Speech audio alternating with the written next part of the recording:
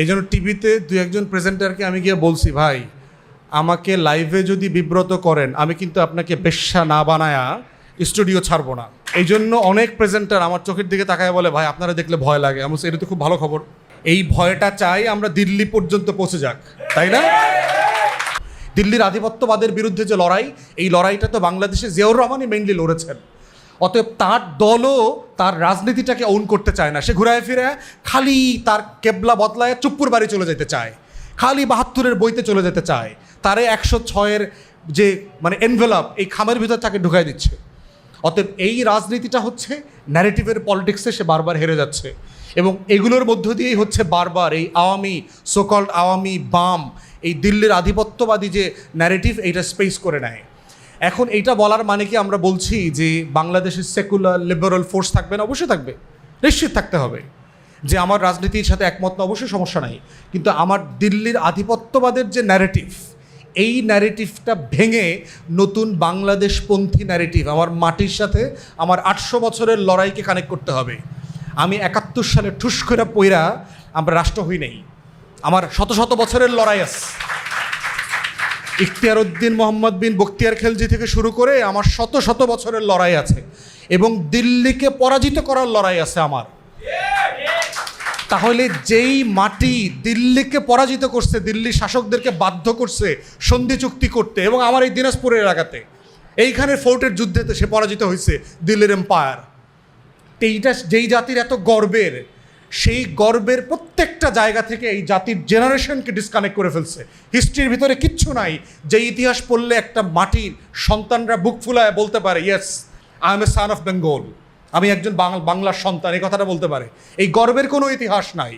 আমরা এই শব্দের রাজনীতিটা বুঝি, আমরা এটার পার্থক্যটা ধরে ফেলতে পারি যে কোথায় কোন শব্দটা কে লিখলো, কেন লিখলো, এটার মধ্য দিয়ে আসলে তার রাজনীতিটা কী, সে আসলে কী বুঝাইতে চায়। এবং দেখবেন এইটা হওয়ার কারণে যেটা হয়েছে, আওয়ামী লীগের যে কালচারাল মনোপলি ছিল সেইটা গত বছর জুন জুলাইতে ভেঙে গেছে। সাডেনলি দেখবেন দৃক গ্যালারির শহীদুল আলম ভাই দেখেন, সে বিএনপির মঞ্চে গেছে, সে ওখানে গিয়ে বক্তব্য দিয়েছে, সে আমাদের অনেকের প্রোগ্রামে আসছে, আমাদের ছাত্রদের প্রোগ্রাম, এনসিপির প্রোগ্রাম, এবি পার্টির প্রোগ্রাম, সবার প্রোগ্রামে কিন্তু সে গেছে।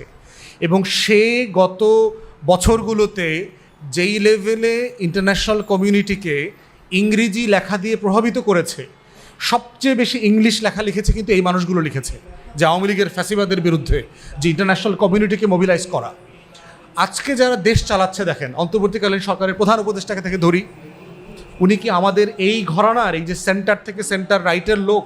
ঐতিহাসিকভাবে হাসিনাকে সারা দুনিয়াতে কে পরিচয় করায় দিচ্ছে? প্রফেসর ইউনূস পরিচয় করিয়ে দিয়েছে। তাহলে চিন্তা করে দেখেন, আজকে টোটাল কেয়ারটেকার অ্যাডমিনিস্ট্রেশনে কিন্তু আপনার ঐতিহাসিক ডান ঘরানার লোক যারা, তারা কিন্তু কেউ নাই, ধর্ম উপদেষ্টা বাদে। আপনি দেখেন প্রত্যেককে গোনেন, এই যে ২০-২২ জন উপদেষ্টা আছেন। তাহলে দিল্লির আধিপত্যবাদের লড়াইটা বারবার ফেল কেন করে, এই জায়গাটা কিন্তু আপনাদেরকে বুঝতে হবে।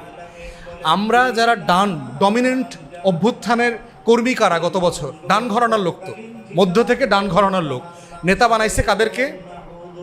মধ্য থেকে বাম ঘরানার লোকদেরকে। খেয়াল করেছেন আমাদের কালচারাল লড়াইয়ের গ্যাপটা কোথায়? যে আমরা যারা দিল্লির আধিপত্যবাদের লড়াইয়ের ঐতিহাসিক স্টেক হোল্ডার, তার লড়াইতে বিজয়ের পরেও বিজয় মাল্যটা দেবার মতো কোনো লোক নাই, যে এই মালাটা আমি কার গলায় পরায় দেব। এখন আমাকে খুঁজতে হয় যে এই বলয়ের ভিতরে সবচেয়ে ক্লোজ আমার কথা কে বোঝে, আমার লড়াইটাকে কে ওন করে। তাহলে এই যে কালচারাল হেজিমনির যে লড়াইয়ের ফেইলিয়ার, এই ফেইলিয়র থেকেই বারবার আওয়ামী লীগ, সিপিবি, বাম, কংগ্রেসের পলিটিক্স, গান্ধী পরিবারের পলিটিক্সটা উঠে আসে। এবং এখনও দেখেন এই